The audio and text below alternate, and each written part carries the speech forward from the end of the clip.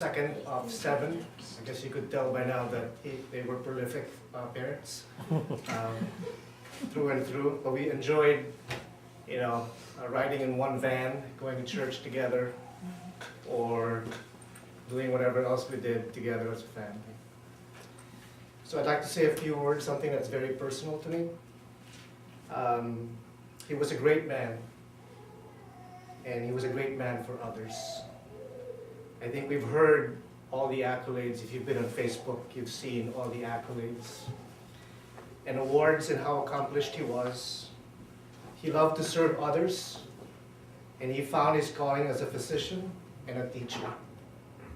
And as a physician, we've heard countless stories of how he has helped hundreds of children, saved their lives from leukemia, and how compassionate he has been with multi-generational families.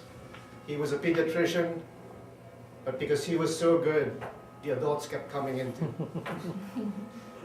Now, I knew he was a great teacher because when he presented to our fourth year high school class, we were looking for somebody to talk about medicine. And we picked him as our speaker for our fourth year class. I've never heard or seen Papa present, but I just heard how good he was. And he captivated the class, engaged everyone with every word. As he was talking and writing furiously on the chalkboard, it wasn't a whiteboard then, it was a chalkboard. He suddenly paused and said, "I just don't talk a lot, I chalk a lot." And to this day, my high school classmates swear that that was the best thing that they've ever learned that. Now, Papa was also a very religious man. I still remember his many handwritten letters back in the 80s, reminding me to be God-fearing, his favorite expression. That God was the beginning and the end, that God was the guide to your life. He was very big on saying the rosary. I recall the time in Bohol Island, for those of you who know, in the Philippines, after Tracy's wedding, we all went for a family vacation. We were in a beach resort, laughing, bantering, having a great time together because we haven't seen each other. We're all in different states. And suddenly, out of the blue, Papa said, "It's time to pray the rosary," right in the middle of our laughter and banter. There was silence, of course, from all of us, some incredulous looks from other sisters and brothers, as we were shocked with the suggestion, destroying the mood of the evening. Not that there's anything wrong with that, but for Papa, saying the rosary with the family was total happiness. Now, he was an avid sports fan, and tennis was his passion. When I was in high school, I became his tennis partner. And I was surprised that he tagged me along everywhere. He took me to weekly tennis clubs, whether it's Sundays or evenings, and he would tell me when his next tennis club session would be. And I would hang out with over 40-something people, and I was the only teenager. But every Sunday I would learn that you quench your thirst not with water, but with sagot gulaman.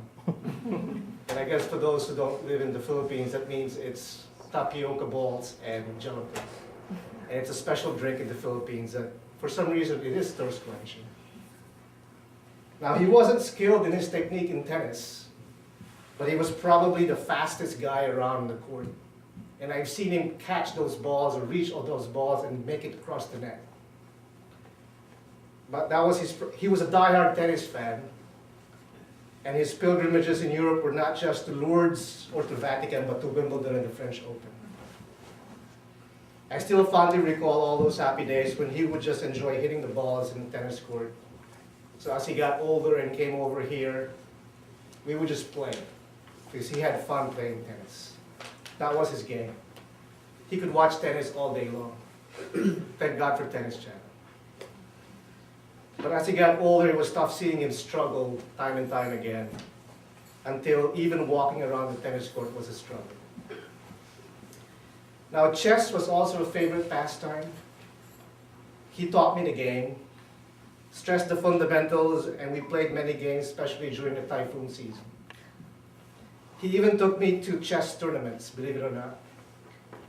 I actually went to real ones where chess grandmasters like the Russian Karpov and the Filipino chess grandmaster Eugene Torre was playing. And as you all know, watching chess is like seeing paint go dry. But there on stage would be chess grandmasters actually sitting on chairs, making every move, but the move was almost every 15 minutes. And for some reason, as an audience, you're mesmerized by every move, as if it were the last move. But I must admit, looking back, he taught me how to think ahead because of chess. He taught me how to think long term because I had to. Because I had to look at every move that may happen 4 steps from where it is today. And said to me that don't be enticed to eat something now on a chessmate, but think about it where you sacrifice something for the win at the end. And at one point he taught me how to view the whole board. But in my mind I envisioned every possible move. So even when my sisters, baby Eileen or Tracy, were near the board and scrambling all the pieces, I was surprised that because of his tutelage, I was able to put back all the pieces in every square of that chess box and play again. And maybe that what catapulted me to enter into managing a business, something that's very strategic, something that's very long term. And I dedicated opening with my wife a urgent care center in his honor. I'm not a physician. I'm just a businessman, but I had an affinity for being in a family of physicians. And I guess and maybe I was the black sheep initially, because I know Papa invited every child to be in medicine except myself. But, for him, he viewed medicine and being a physician, somebody who cared, who served, and who healed. So in the last few years of his life, with his declining health, I used to call him every week, and that was our one-on-one session. But he always perked up when I started talking about my 3 boys, Andrew, Brian, and Stephen. Andrew, who you saw today, he represented the grandchildren. And we got Brian and Stephen right there in the middle. 2 good-looking guys as well. And Papa loved it whenever the Peruvian name was recognized. For him, continuing the Peruvian name was important. He absolutely loved hearing the latest stories about the boys, winning tournaments, traveling places, school accomplishments, and anything about them. Well, we had a gift last Saturday, because I'm not sure if you know, but my son, Stephen, if you can stand up for a second. He's the the former 3-time world champion and Guinness World Record holder in sports stacking. And he actually broke his 30th world record last Saturday in honor of Papa. So thank you, Papa. And thank you, Stephen, for getting that. So I would know that Papa would be very proud of you, Stephen, like he always says. And he saw your first championship in Denver when you won the World Championships. And he was very proud of you. He would have loved to see Andrew graduate this year. His first son to graduate college. He just missed it by a few months. And Andrew's graduating in May. For him, every milestone is almost the last. And it's the same thing with Brian, my second son, who's graduating from high school. He would have loved every minute of it. So what I can never forget about our Papa's bear hugs, he's known for bear hugs. He can hold you tight. They were genuine, and they meant a lot to him. I gave him the biggest bear hug when I first settled in New York when I was 23 years old, because I missed him dearly after not seeing him for a year, because I was the first person here who came in before everybody migrated. Last Monday on February 10th,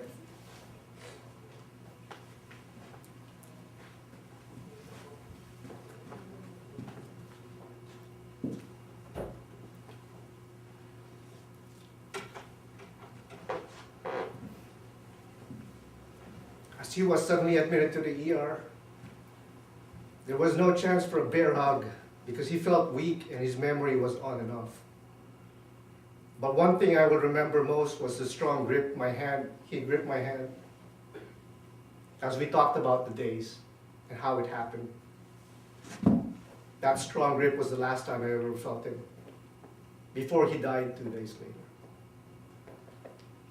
I love Papa and will miss him very much, but his legacy lives on as we embody the ideals he has fervently taught us, and which I plan to make sure that his legacy lives on, and that's honesty, selflessness, unconditional love, and faith in God. Love you, Papa.